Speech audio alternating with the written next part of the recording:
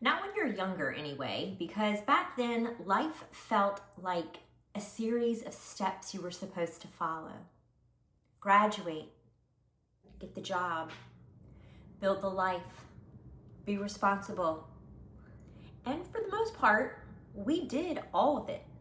We showed up, we figured it out, we kept things moving. But lately I've been thinking about something. Not in a big, dramatic, life-changing way.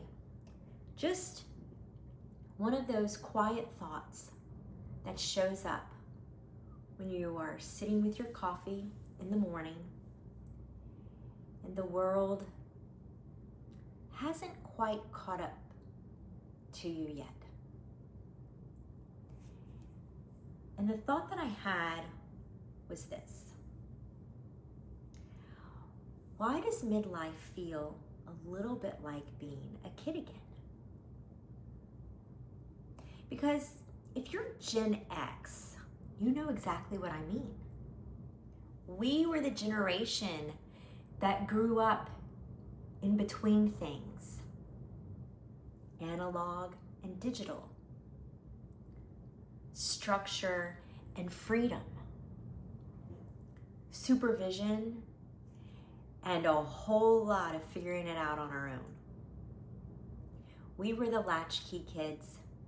We let ourselves in after school, made our own snacks, watched whatever was on TV. We rode our bikes until the streetlights came on, and there was no constant check-in.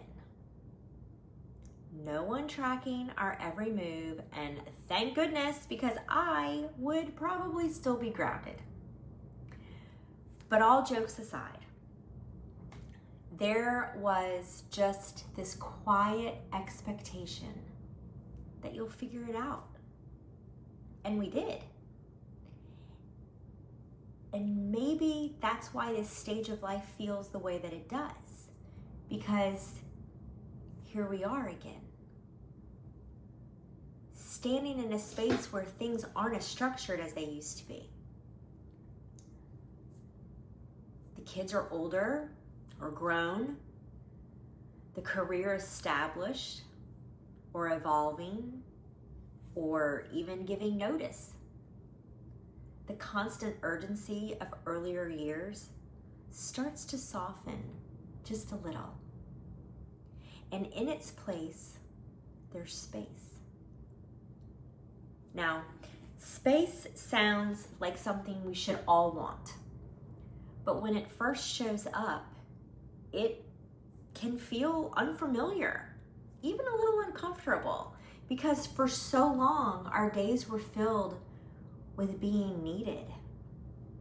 There was always something to do, someone to take care of, something pulling at our attention. And then one day, there isn't quite as much noise. And you're left with something we haven't had in a long time. Time to think. And that's when the question shows up. Not loudly, not urgently, but quietly. And the question is what do I want now? And it's such a simple question. And yet, for a lot of women, it's one we haven't really asked ourselves in years, because we were busy doing what needed to be done. And we were good at it. We built careers. We supported families. We created stability. We held things together in ways that probably go unnoticed more often than not. But somewhere in all of that doing, we got used to putting ourselves at the bottom of the list. Not because we didn't matter, but because there just wasn't always room. And now, suddenly, there is. And it changes something.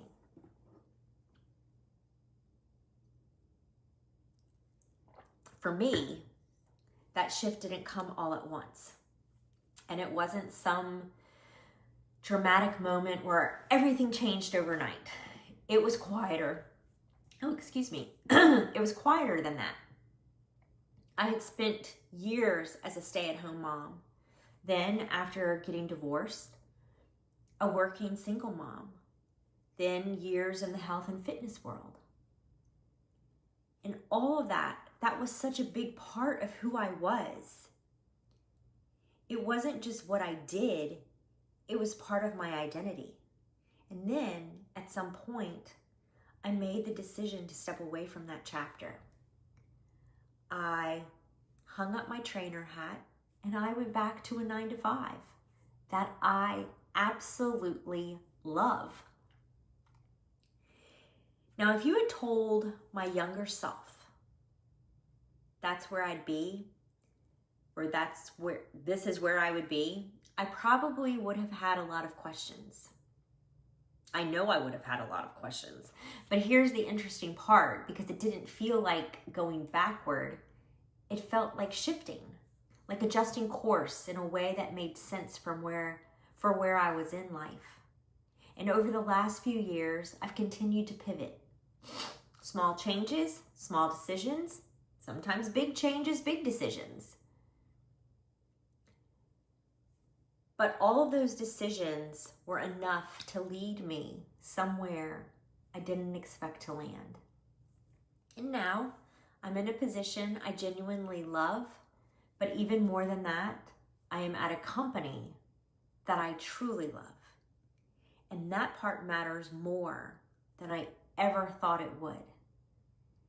Because what I've realized is this: reinvention doesn't always look the way we think it should. It's not always quitting everything and starting over from scratch. Sometimes it's choosing differently. Sometimes it's allowing yourself to grow into something new without needing to explain it to anyone else. And maybe that's the real shift that happens in midlife.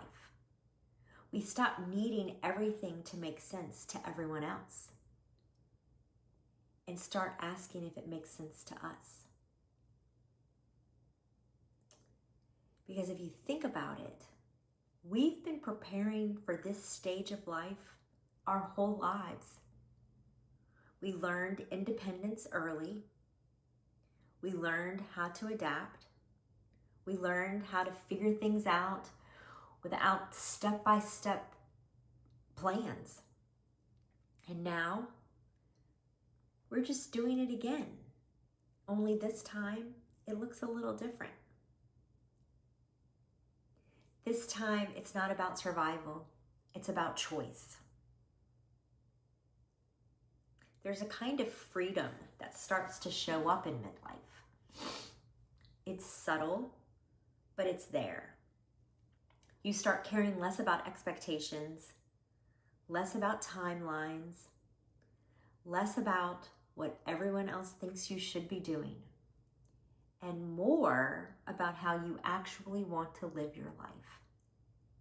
And I think that's why so many Gen X women are creating something new right now. And I know you all have seen it on social media, any social media platform that you're on.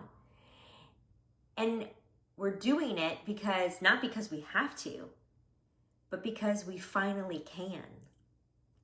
So maybe midlife isn't about slowing down.